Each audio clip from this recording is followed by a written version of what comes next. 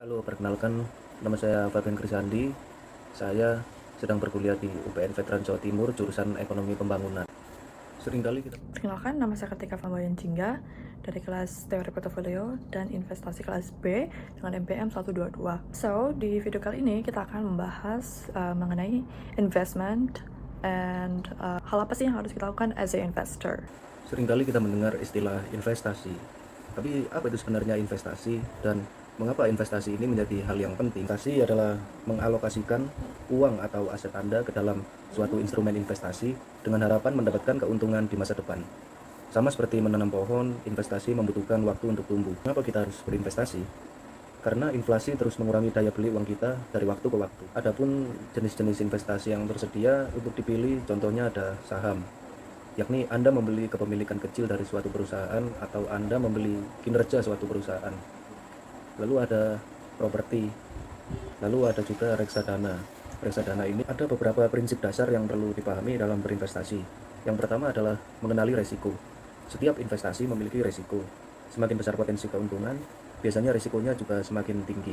Maka begitu pula sebaliknya. Ada beberapa prinsip dasar yang perlu dipahami dalam berinvestasi. Yang pertama adalah mengenali resiko. Lalu yang kedua adalah diversifikasi. Lalu yang ketiga adalah memahami jangka waktu. Investasi di sini adalah bukan cara untuk cepat kaya.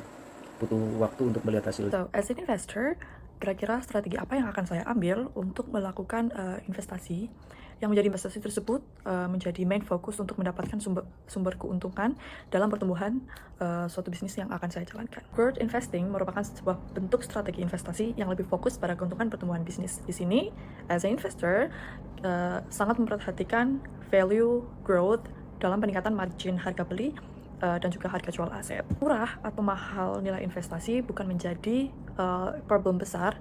Yang penting poinnya adalah pertumbuhan dari aset tersebut. Untuk melakukan investasi ini, hal-hal apa sih yang harus kita analisis? Yaitu ada yang pertama adalah historical earning growth, yaitu menganalisis track record yang benar-benar kuat sebelum melakukan investasi. Kemudian ada stock performance. Hal ini dipertimbangkan perusahaan yang akan kita bidik untuk berinvestasi. Karena apabila growth rate perusahaan tersebut sebesar 15%, maka hal itu layak untuk dijadikan pilihan berinvestasi.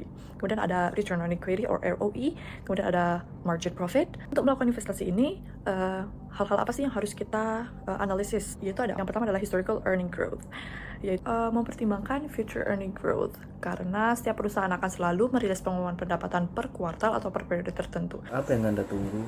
Mulailah berinvestasi hari ini dan biarkan uang bekerja untuk Anda.